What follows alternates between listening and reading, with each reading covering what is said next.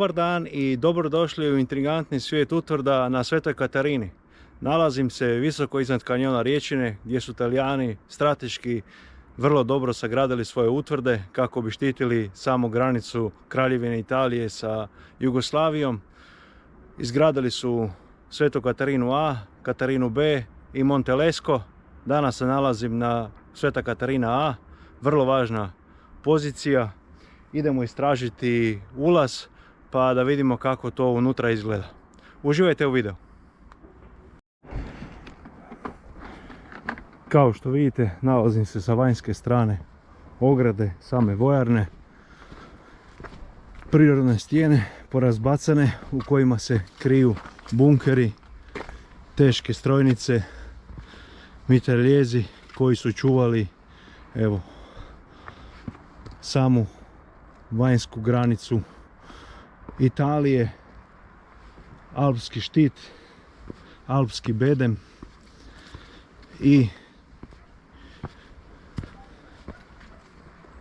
ovdje ispod je kanjon Rječine, a ovdje negdje idemo istražiti i pronaći sami ulaz da se ne bi sad puno šuljao i tražio. Mislim da već ovdje dolazimo do jednog od ulaza, pa ću se pripremiti da se spustim unutra da vidimo kako to izgleda.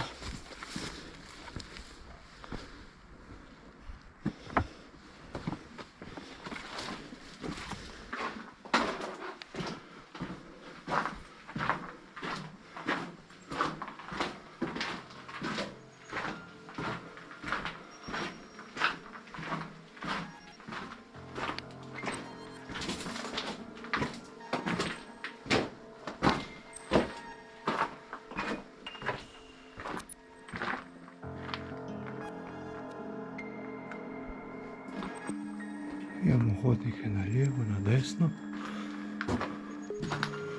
Ovo je vjerojatno bio jedan isto od ulaza koji je zatrpan.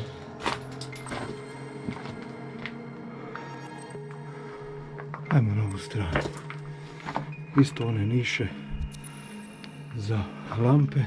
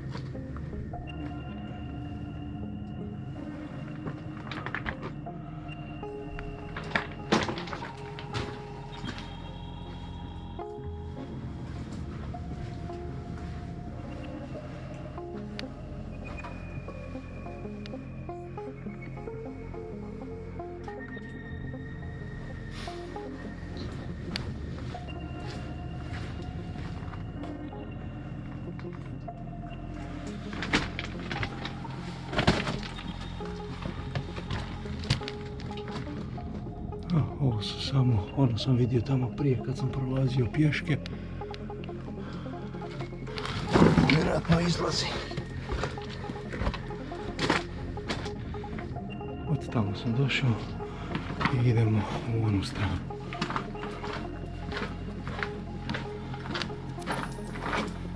Ima malo vlage, nije puno.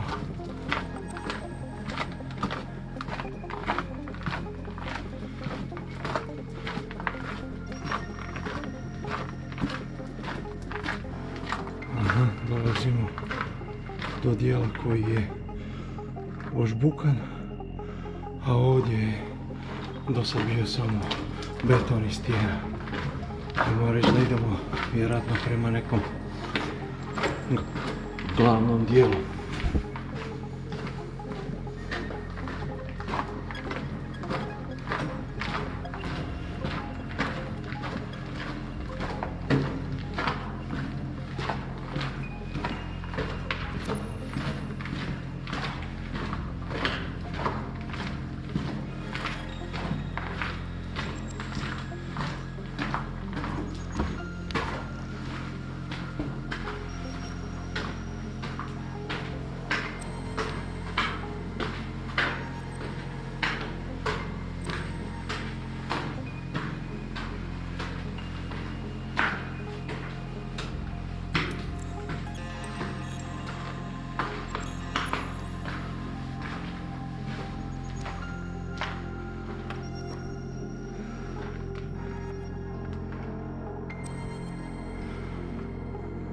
A2. Idemo onda u ovu stranu prvo.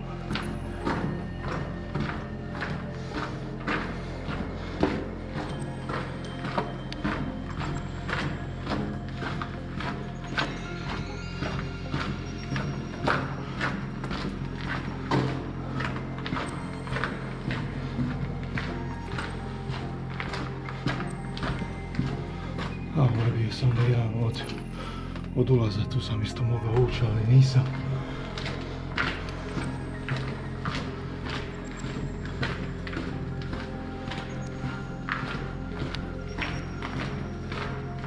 Ovo je bio i glavni ulaz od strane vojarne.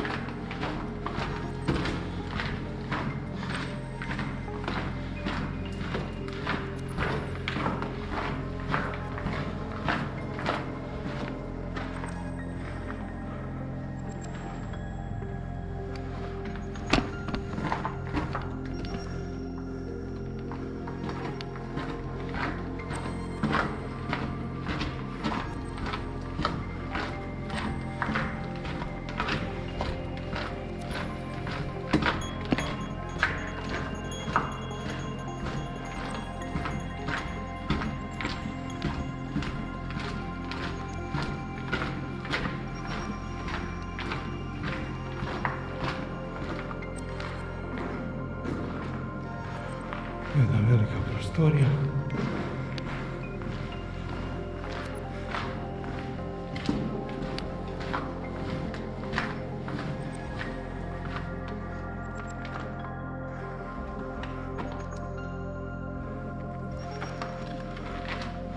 Ovdje vidim da je urušeno, da ne može se dalje.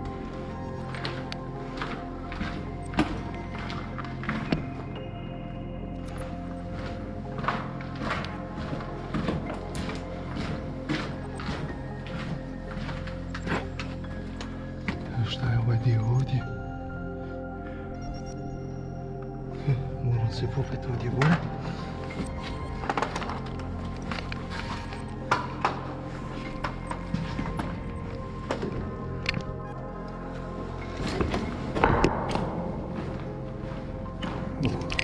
Čekaj, kamera mi je pala.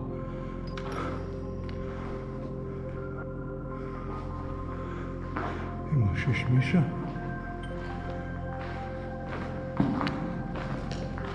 Velike niše.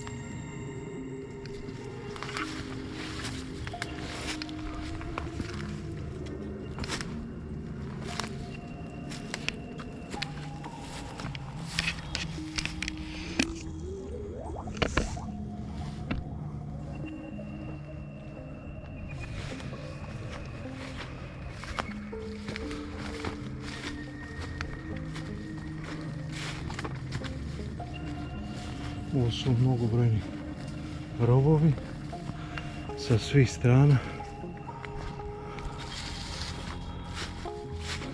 Sad zamisli ovo. Ja sam išao tamo okolo, na kraju sam došao opet do svog auta. Tamo sam negdje ušao na onoj strani. Išao sam ovdje i došao sam ovdje van. Dobro sam ovdje. Uzet ću još jednu lampu.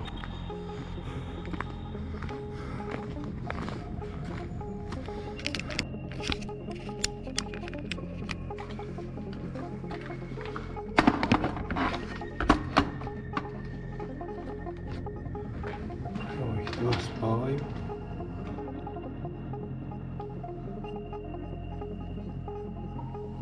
Da, tamo je zarušeno, ima još šišmiša.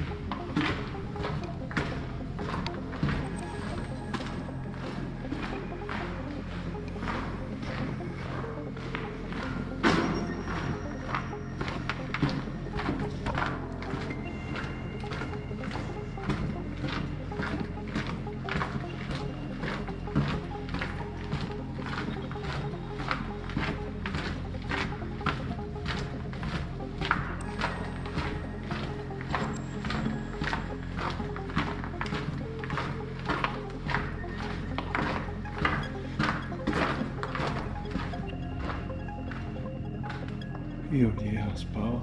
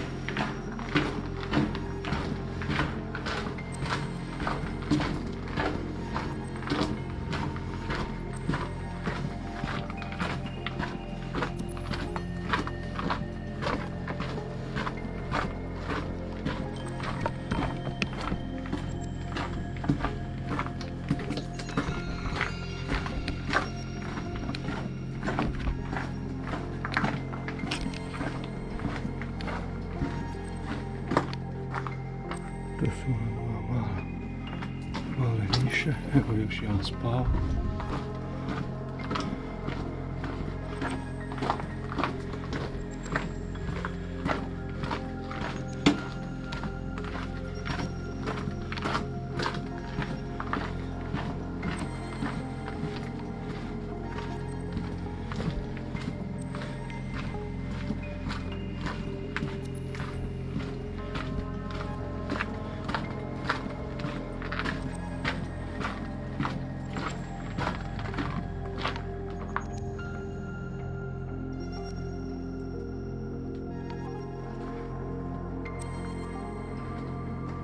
Vratiti na onaj ulaz gdje sam i došao, ona mala niša, onaj dugačak hodnik gdje sam prvo išao desno, a sad idem na ovu stranu, lijevu stranu, da dođem što bliže.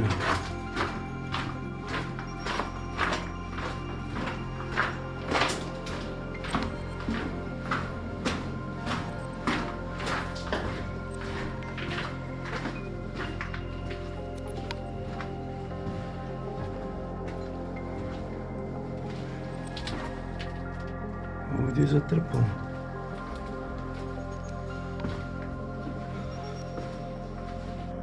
I tako šećući okolo dolazimo, ovdje je bila kapija, vidim da je ovdje dolje bačena, i dolazimo do jednog prvog objekta. Idemo to istražimo o čemu je tu riječ.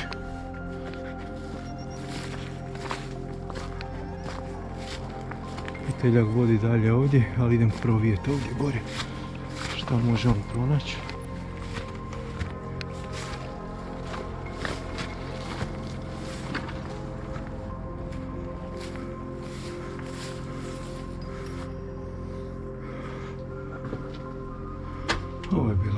posmatračnicu.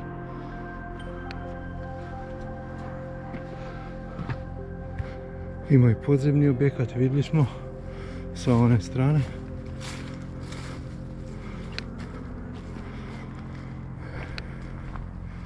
E sad ovdje negdje moramo pronaći ulaz. Evo ga ovdje. On nas još čeka ovdje.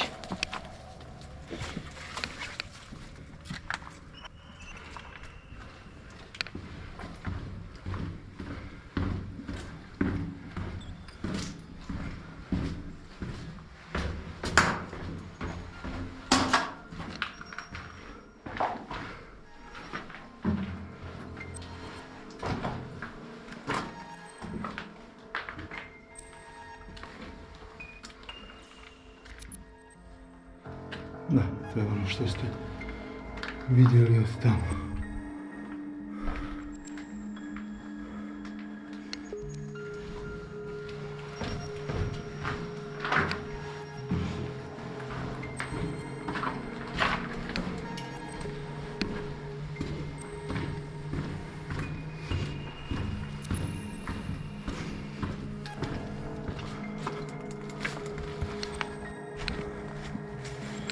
Evo vidite ovdje duboko u šumi. Već se nadzira ovo da nije prirodna stijena. Vidi se da je izbočeno, pa bi moglo biti riječ o nekom položaju. Ovdje je stari neki rezervoar za gorivo.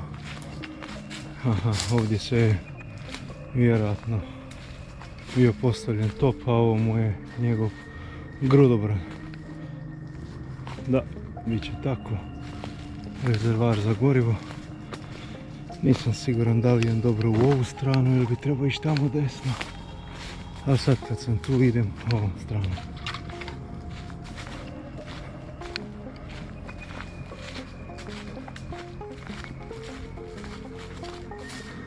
A naravno, kad su kopali toliko puno, imali su vjerojatno i zadatak se riješiti svog materijala kojeg su izvadili. Kuda vodi ovaj put ovdje?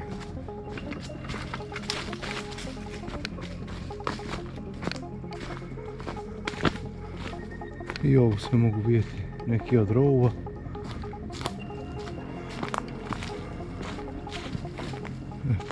Pokriveno sa katranom, znači da se dolje nešto skriva. Tražimo ulaz, ali vidiš što to nalazi. Ovo je sve prokopano ovdje baš friško. Tako da ulazak u neke prostorije baš nije bilo najpametnije, se sretnem sa nekim. Da su ovo divlje svinje pa traže žireve ili tako nešto, ali može se vidjeti ovo je baš friško razrovano sve.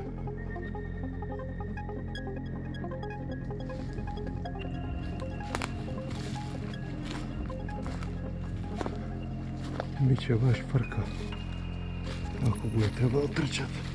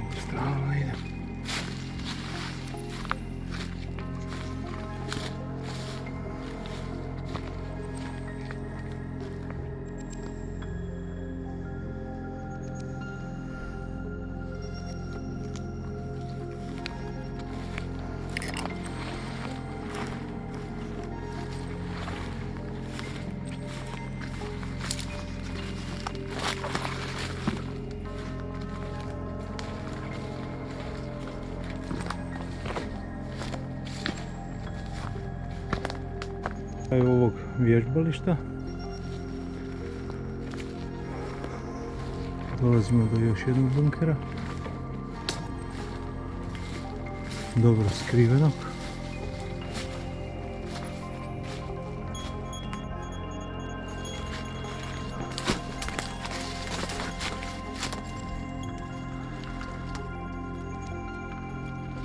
Ne znam kako izgleda unutra.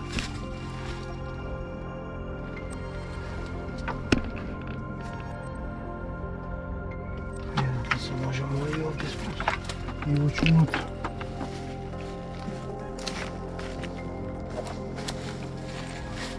Ali idemo okolo, vidimo da li možda postoji bolji način. Ovo ne. Da, ovo je bolji. Ovo je bolji način za ulaz.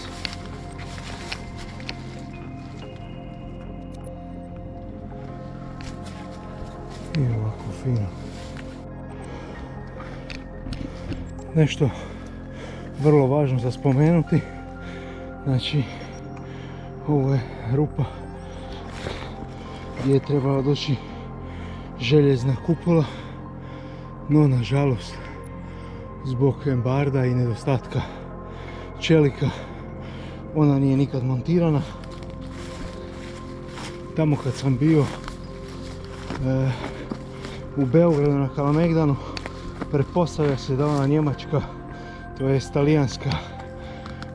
talijanski onaj željezni bunker, da je on odvežen odavde i da je tamo montiran. Nažalost, ljudi bacaju jako puno smeća i ovdje imamo još jedan ulaz u ove podzemne objekte. Ovdje isto tako nož već polako pada, pa sam odlučio prekinuti ovo snimanje za danas. Nastavit ću ga neki drugi put. Ovdje su isto bili rovovi. Evo ga ovdje ispod mene.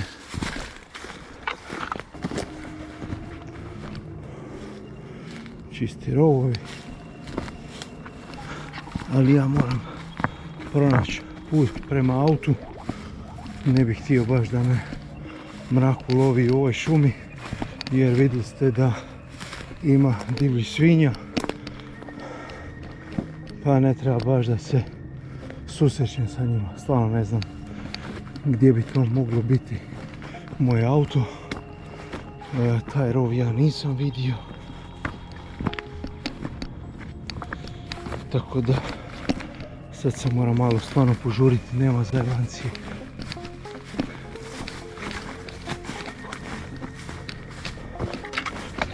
Evo, taj rov opet ide i ovdje.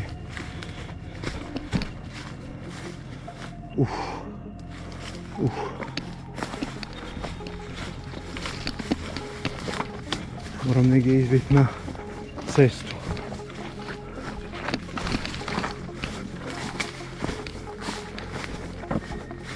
Da li idem dobro, da li ne idem, stvarno ne znam. Neki put je ovdje, ali ja taj put nisam vidio.